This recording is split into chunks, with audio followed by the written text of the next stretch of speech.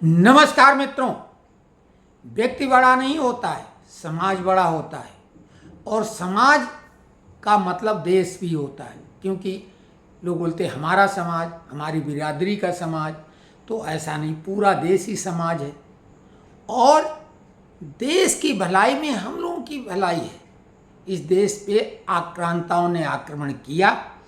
बहुत सुखी संपन्न ये देश था हर तरह से, और यहाँ की संस्कृति को नष्ट तो किया गया, लेकिन यहाँ के लोगों के साथ बर्बरतापूर्ण व्यवहार किया गया, मारा गया, काटा गया, बहु बेटियों की इज्जत बर्बाद की गई, धर्म परिवर्तन किया गया, और इतनी यातनाएं दी गई, इतनी बर्बरता की गई है जिसको इतिहास में दर्ज ही नहीं किया गया ठीक ढंग से।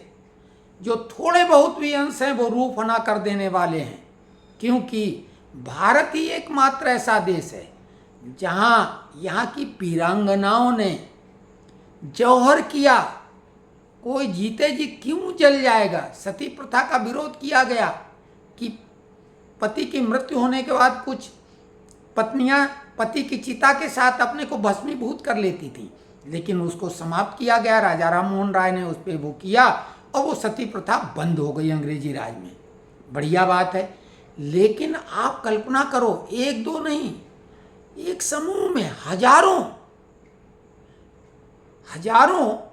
हमारी जो वीरांगनाएं हैं, महिलाएं हैं, उनमें राजा के परिवार की, राज परिवार की महिलाएं अपने को हवन कुंड में एक हव्य के रूप में बिल्कुल भस्मीभूत कर दें।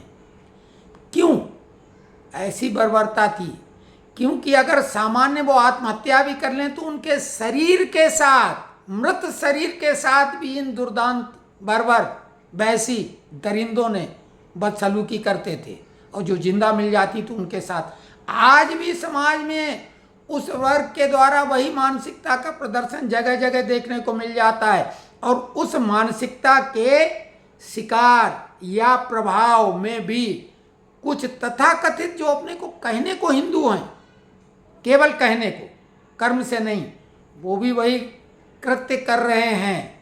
तो खैर, कुल मिला के ये जो मोदी 3.0 तीसरे टर्म की सरकार है, इसको न आने देने के लिए पूरे विश्व के जो हमारे शत्रु हैं, हमारे विरोधी हैं और अंदर के, उन्होंने सब कुछ दांव पे लगाया था, लेकिन उसके बाद भी वो मोदी को रोक नहीं पाए।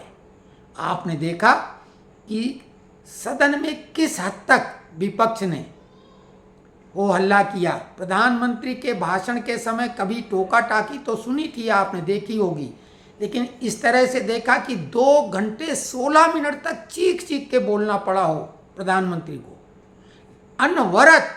और बाद में एक दृश्य जब आया, प्रधानमंत्री उन चिल्लाने वालों को ग्लास दे रहे थे पानी का, वो तो उस समय नहीं दिखाया था लाइव में। उनको प्रधानमंत्री की सज्जनता देखो। और ऐसे प्रधानमंत्री को ये क्या कहते हैं? तानाशाह। और दूसरी तरफ जहां जहां इस घमंडिया गैंग के, प्रधानमंत्री ने बिल्कुल सही नाम दिया इंडी गठबंधन को, घमंडिया।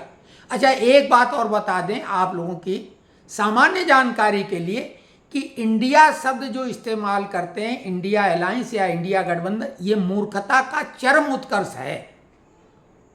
चरम उत्कर्ष कैसे? कि जैसे किसी के नाम में संक्षेप में एके है, अनिल कुमार, तो एके अनिल तो नहीं कोई कहेगा भाई। इंडिया का आपका फुल फॉर्म जो है पूरा है, तो फुल फॉर्म को पूरे को आप सामान्य रूप से अगर बोलेंगे, चलिए मान लिया इंडिया बोल दिया आपने, फिर अलायंस कहाँ से आ जाएगा और एक्स्ट्रा? और केवल इंडिया तो नहीं बोल सकते हो आप, क्योंकि उसके साथ पार्टी, दल, सेना, मोर्चा या अलायंस लगाना ही पड़ेगा। और जैसे ये हटाओगे तो इंडी ही तो रह जाएगा, जिसपे इन्हें आपत्ति होती है। अपने को इंडिया समझते हैं, अंग्रेजों की औलाद है ना सब। क्योंकि कांग्रेस की मानसिकता क्या है, कांग्रेस को बनाया ही अंग्रेज ने था। ये सब अंग्रेजों की नाजायज औलादें हैं, और जिनका जन्म कांग्रेस की इस मानसिकता के विरुद्ध हुआ था, जो तथाकथित समाजवादी और जो जाति पाति में, समाजवाद से हटके जाति पाति में के आधार पर M/फार्मूला, क्योंकि विशेषकर उत्तर प्रदेश और बिहार में ये है, उसमें मुस्लिम यादव का कंसेप्ट ला के इन्होंने माई बनाया था और उसके आधार पर ये राजनीति में काफ़ी हद तक सफल भी हो गए। लेकिन इनके जो कहना चाहिए, जिनके विचारों के आधार पे ये संगठन बना समाजवादी पार्टी, चाहे वो लालू यादव हो, नीतीश कुमार हो या इधर मुलायम सिंह हो, तो वो तो थे श्री राम मनोहर लोहिया। और राम मनोहर लोहिया कांग्रेस के धुर विरोधी 36 का आंकड़ा, और उन्होंने कोई ऐसा जाति पाति की बात नहीं की थी। और आपको ये भी बता दें, अगर बात करते हैं अपने ये प्रथम पुरुष जो इनके हैं परम आदरणीय राम मनोहर लोहिया जी का, क्या आप लोगों को मालूम है कि राम मनोहर लोहिया की जाति कौन सी थी? क्या वो आज भी जो ये मंडल आयोग ने पिछड़ा वर्ग बना दिया, हालांकि सी का मतलब कास्ट नहीं है, क्लास है, लेकिन चलिए उसको कन्वर्ट क्लास के बजाय कास्ट में ही कर दिया गया। एक बड़ी अजीबोगरीब बात है कि क्लास की जगह कास्ट। भाई क्लास तो होता है बिल्कुल, निर्धन, अमीर, कम अमीर, ज़्यादा गरीब, लेकिन वहाँ तो कास्ट को ही कर लिया। अब राम मनोहर लोहिया अगर होते तो फिर वो तो खुद इस पार्टी के बाहर ही ये लोग कर दिए जाते, इनको वो कर दिया जाता, क्योंकि वो तो जनरल कैटेगरी में थे, वो बनिया वर्ग में आते थे, जो केजरीवाल की कास्ट है, तो वो तो जनरल कास्ट है। तो राम मनोहर लोहिया भी इनके फार्मूले में फिट नहीं बैठते। और जो अपनी बेटी का नाम मीसा रखते हैं, उस दर्द को भूल न पाएं। उस समय मीसा और DIR जो था, कोफे पोसा, ये 3 एक्ट थी उस समय बहुत चर्चित, तो मीसा नाम रखा था, और वो उसी कांग्रेस के चरण चुंबन कर रहे हैं। मुलायम सिंह जो 18 महीने जेल में रहे उस आपातकाल में, वो भी चरण चुंबन कर रहे हैं सोनिया और राहुल के, यानी कांग्रेस के। तो ये इनका कोई भी आइडियोलॉजी नहीं, केवल सत्ता सुख चाहिए और आप भला तो जग भला। इन्हें समाज और देश से कोई मतलब नहीं, समाज तोड़ो। हमने अपने 5 जून के ही वीडियो में कहा था कि राम राज का चमत्कार है, नहीं तो 4 जून को शाम होते होते देश में गृह युद्ध करने की योजना थी। कल मोदी ने उस पर सील ठप्पा लगा दिया। डिटेल में वो बता नहीं पा रहे थे क्योंकि मजबूरी है उनकी, नहीं बता सकते बहुत सारी बातें ना। तो ये तो कमाल है कि वो सीटें ऐसी आई कि दोनों तरफ के लोग खुश हो गए, नहीं तो गृह युद्ध होता।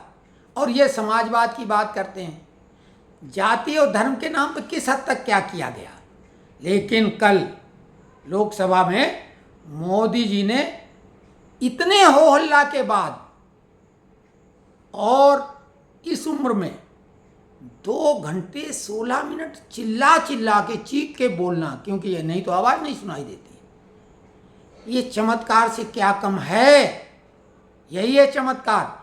और कोई भी मुद्दा छोड़ा नहीं किसी भी प्रश्न का, और उनकी बात में कहीं पे भी उन्होंने उंगली नहीं उठा पाई। 2 घंटे 16 मिनट के भाषण में, जो कि अभी तक का राष्ट्रपति के धन्यवाद ज्ञापन पर प्रधानमंत्री का ऐतिहासिक और सबसे लंबा भाषण है, लेकिन एक भी मुद्दा ऐसा नहीं था जिस पे वो कहते कि ये गलत है। जबकि राहुल ने जितनी बातें कहीं सब की सब गलत, 0 बटे सन्नाटा। ये बात अलग है कि उनकी पार्टी, कल मोदी जी ने जो बोला कि 99 की बात कर रहे हैं, हालांकि वो तो 98 है, एक तो वो +1 को 2 बार जोड़ा गया, वायनाड और रायबरेली को। लेकिन चलिए मोदी जी ने चूंकि 99 की बात की तो बोले 99 नंबर पर बहुत जश्न मनाया जा रहा था, मिठाइयाँ बांटी जा रही थी, लोग बधाई पे बधाई दे जा रहे थे। लेकिन जब टीचर आया उसने बताया कि अरे ये 99 100 में नहीं 543 में, ये तो बुरी तरह से फेल हुआ है, और फेल होने का वर्ल्ड रिकॉर्ड बनाया इसने। तो इस तरह से कल धोया। और उन्होंने एक बात, अभी तो पप्पू जो कहा जाता, कई लोग ऐतराज भी टीवी चैनल में हमने देखा, एंकर बोलते तो नहीं ये सही मर्यादित शब्द नहीं, संसदीय शब्द नहीं है। तो अब एक बात आपको और बता दें, मोदी जी ने कल क्या और एक कमाल किया, बालक बुद्धि।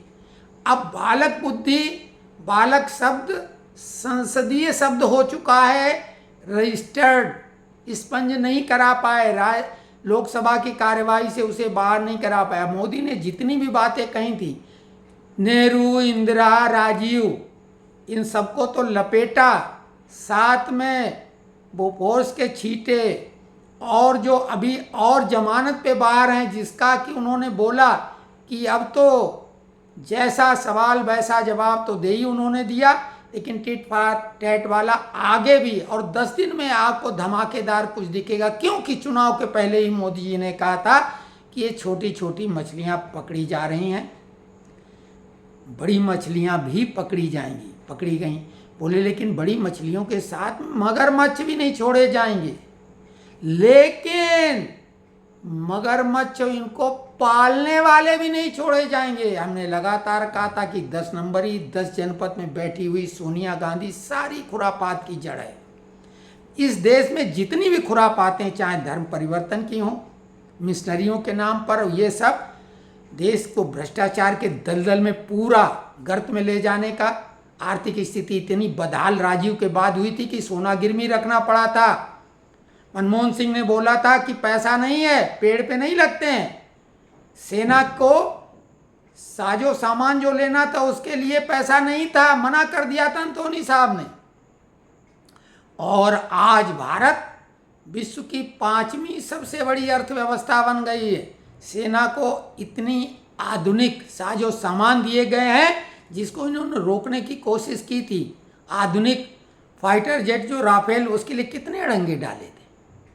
लेकिन यही नहीं, आपको एक चीज़ और बता दें कि वायुसेना की ताकत, क्योंकि आजकल ज़मीनी लड़ाई कम वायुसेना का ज़्यादा होता है उपयोग, तो 42 स्क्वाड्रन कांग्रेस के यूपीए सरकार, यानी 2004 के पहले हुआ करते थे 42, एक स्क्वाड्रन का मतलब है 18 फाइटर जेट, उसमें 18 उसमें प्लेन शामिल थे, 42 थी। और यूपीए की सरकार जब दूसरा कार्यकाल समाप्त करती है, इस बीच में कुछ भी कोई खरीदारी की नहीं गई, केवल कमीशन खोरी का इंतजाम किया गया। और जो हेलीकॉप्टर भी खरीदने की बात 3 थी, वो अपने लिए, सोनिया गांधी राष्ट्रपति और प्रधानमंत्री 3 हेलीकॉप्टर की, उसमें भी घूसखोरी 500-600 करोड़ की।